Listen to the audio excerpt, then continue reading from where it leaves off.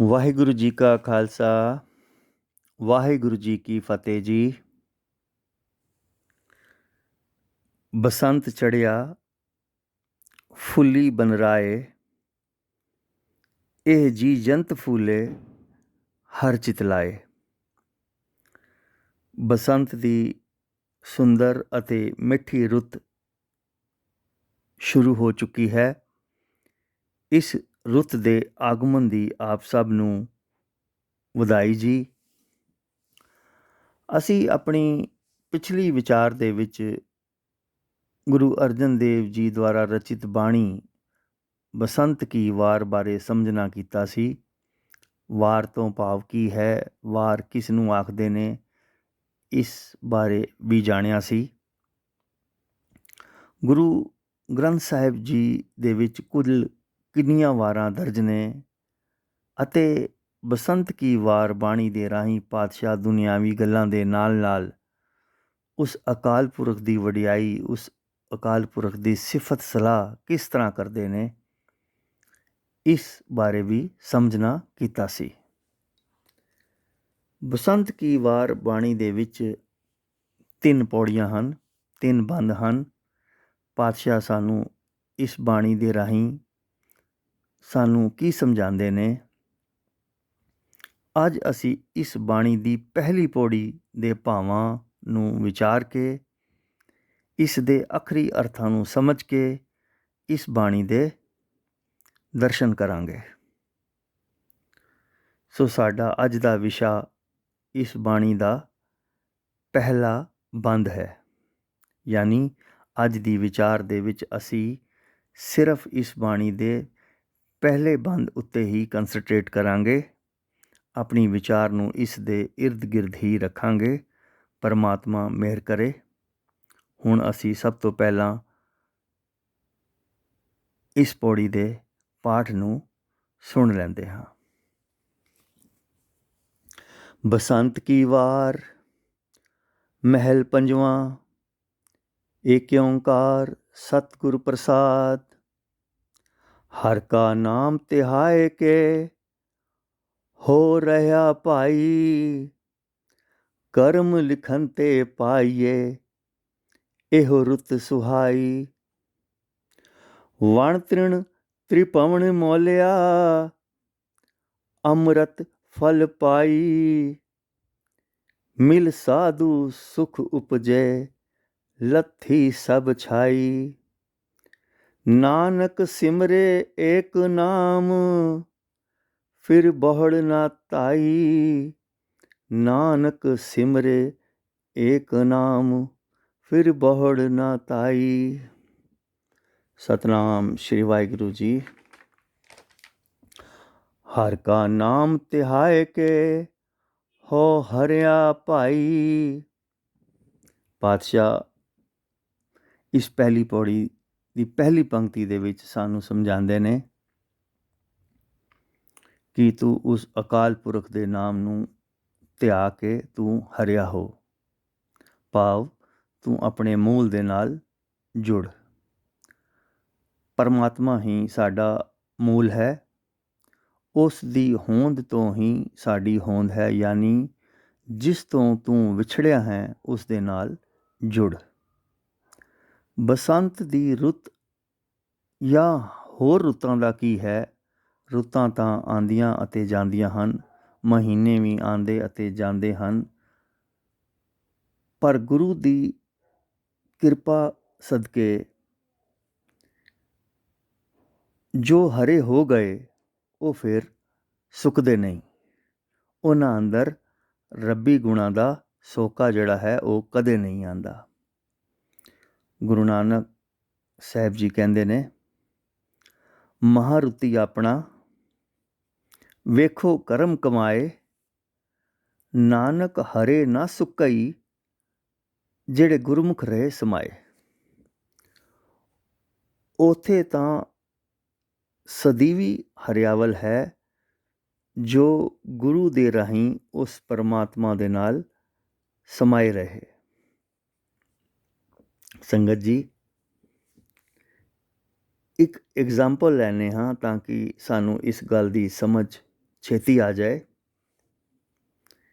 ਇੱਕ ਰਾਹਗੀਰ ਲੰਬੇ ਸਫ਼ਰ 'ਤੇ ਪੈਦਲ ਨਿਕਲਿਆ।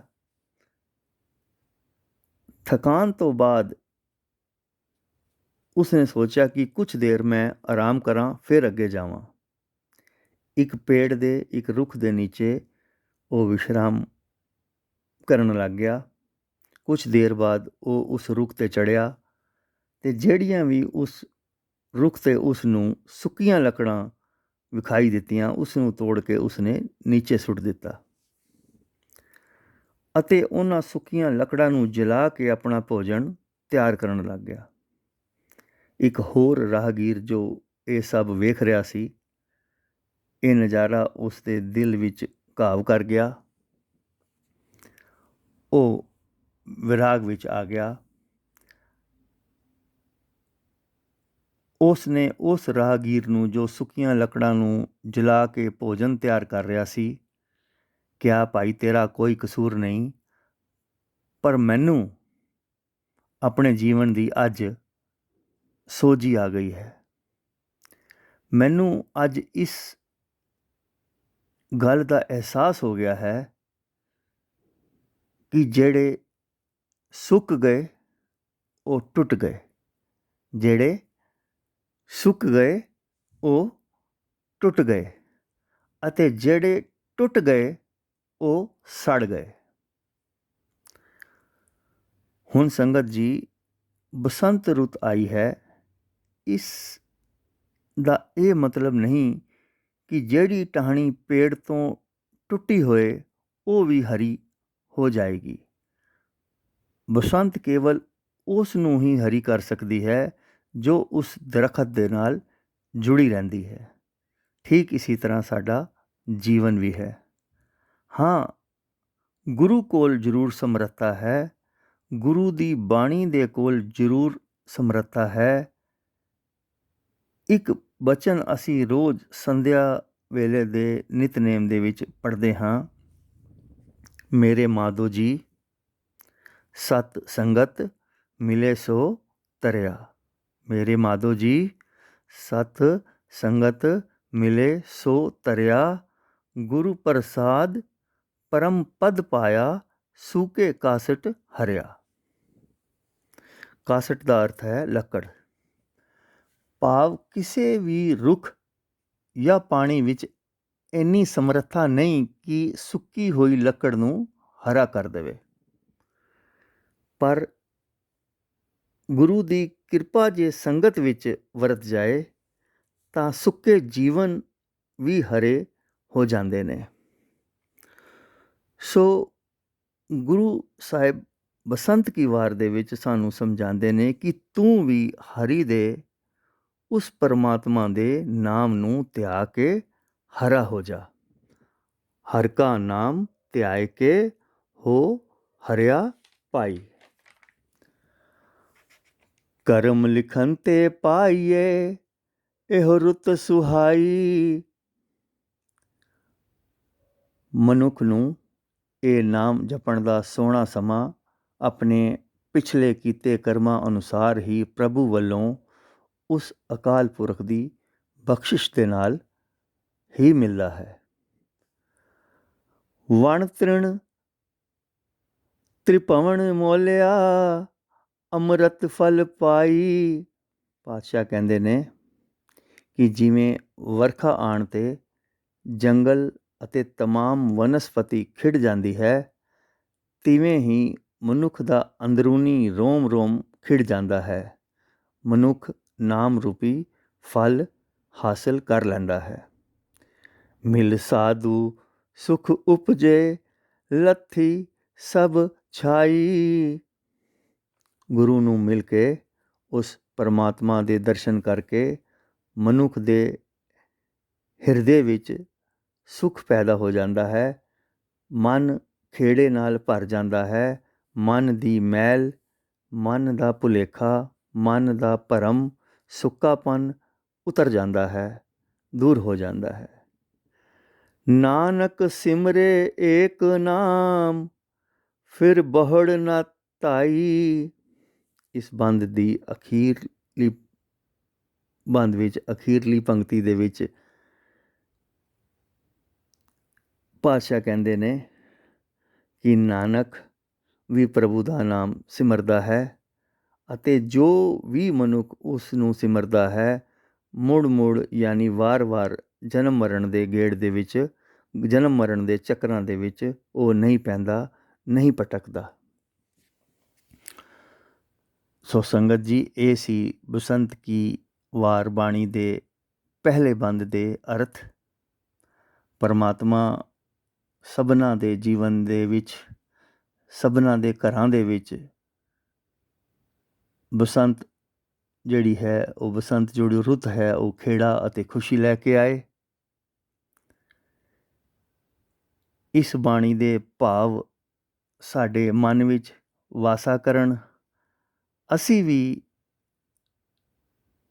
ਇਸ ਬਸੰਤ ਰੁੱਤ ਵਿੱਚ ਆਪਣੇ ਗੁਰੂ ਨਾਲ, ਆਪਣੇ ਕੰਤ ਨਾਲ ਜੁੜੀਏ। ਫਿਰ ਨਾਨਕ ਤਿਨਾ ਬਸੰਤ ਹੈ ਜਿਨ ਘਰ ਵਸਿਆ ਕੰਤ। ਭਾਵ ਅਸਲ ਬਸੰਤ ਹੈ ਹੀ ਕੰਤ ਕਰਕੇ।